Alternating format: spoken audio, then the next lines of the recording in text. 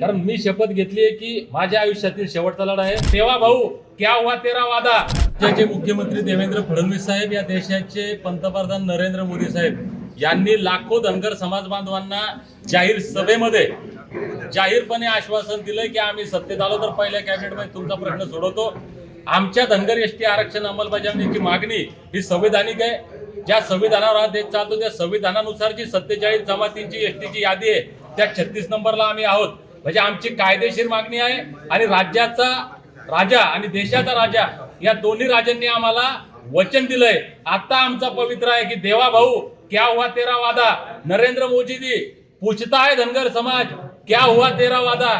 आता त्यांनी त्यांचा वादा पूर्ण केल्याशिवाय आमच्या लेकरांचं कल्याण होईपर्यंत एसटी आरक्षणाची अंमलबजावणी होऊन आमच्या लेकरांच्या हातामध्ये सर्टिफिकेट मिळेपर्यंत त्यांना सुट्टी नाही। तुम्ही आताच म्हटलं की राजकीय इच्छा नाही आहे, त्यामुळे तुमचं आम्हाला आरक्षण मिळत नाही। मात्र वरिष्ठ सभागृहाचे सभापती राम शिंदे आहेत, पडळकर आमदार आहेत, इथं 2 ते 3 आमदार धनगर समाज आहेत, त्यांच्यावर तुमचा विश्वास नाही। राम शिंदे साहेब सभापती आहेत, पण ते एका पक्षाचे प्रतिनिधी आहेत। समाजाचा प्रतिनिधी म्हणून त्यांना बोलायला मर्यादा आहेत, त्यांच्याकडे ताकद नाही। उद्या मी जरी तिथं असलो, तुम्ही जरी असला तिथं, कुणी जरी असलं तर पक्ष जे सांगल ते करतील। त्यांना जर अधिकार असते, राम शिंदे साहेबांना वाटत नाही का समाजाचं भलं व्हावं? वाटतंय। गोपीचंद पडळकर असतील किंवा कोणतेही आमदार इतर असतील, त्यांना वाटत नाही समाजाचं भलं व्हावं? तर वाटतं, पण त्यांच्या अधिकार क्षेत्रात ते येत नाही, त्यांना मर्यादा आहे।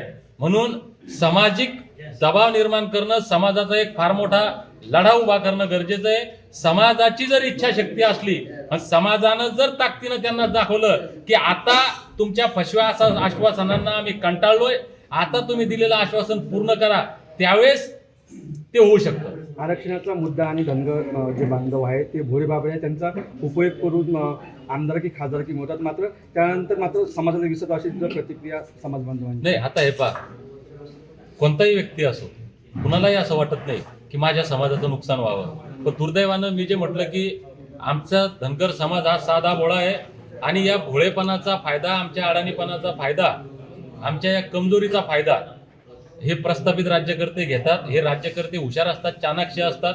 आमचे जर आज 50 आमदार असते तर या सगळ्या आमदाराची एकमेकाला ताकद मिळाली असती आणि एकमेकाच्या आज मी दीपक बोराडे एकटा काही करायला गेलो काही होत नाही। आज समाज माझ्या सोबत येतं, माझी एक ताकद बनलेली आहे। एकट्यानं काहीच होत नाही, एकीनं काही होऊ शकतं। दुर्दैवानं आमच्या आमदाराची संख्या एकट्यामध्ये, आमदाराची संख्या जर अशी असती, ती जर एकी झाली असती तर आमचा प्रश्न सुटला असता। 21 जानेवारीचा जो लढा आहे तो अखेरचा असणार 100%।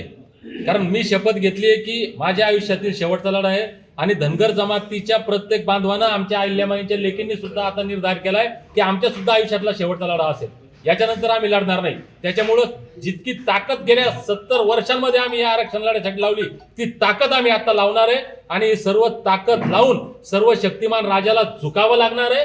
धनगरांच्या उपकाराची जाणीव त्यांना ठेवावी लागणार आहे आणि दिलेला शब्द पाळावा लागणार आहे। सरकार झुकण्याचा शेवटचा काय पवित्र असणार? सरकारला झुकावंच लागेल आणि सरकार जर नाही झुकलं तर ज्या नरेंद्र मोदी यांनी, ज्या देवेंद्र फडणवीस यांनी भाजप पक्षाच्या त्यांनी जे आम्हाला वचन दिलं होतं की आम्ही पहिल्या कॅबिनेटमध्ये देतो, जर इतकं करून जर त्यांनी नाही ऐकलं तर आमच्या हातात शेवटचं शस्त्र आहे, ते म्हणजे बाबासाहेबांनी दिलेलं मताचा अधिकार। या मताचा अधिकार वापरून जर तुम्ही आम्हाला फसवणार असाल, सर्टिफिकेट नाही तर तुम्हाला मतदान नाही, हा नारा घेऊन आम्ही महाराष्ट्राच्या प्रत्येक गावात, प्रत्येक वाडी वस्ती तांड्यावर, प्रत्येक धनगर बांधवापर्यंत जाणार आणि त्यांना सांगणार, आवाहन करणार की यांनी आम्हाला फसवलंय। यांना जर सत्ता द्यायची असेल तर त्यांनी सर्टिफिकेट द्यावं, सर्टिफिकेट नाही तर मत नाही। महाराष्ट्रातील सर्व बातम्यांचे विश्वासार्ह व्यासपीठ, सकाळच्या सर्व सोशल मीडिया प्लॅटफॉर्मला लाईक, फॉलो आणि सबस्क्राईब करा। तसंच सर्व नोटिफिकेशनसाठी बेल आयकॉन प्रेस करायला विसरू नका।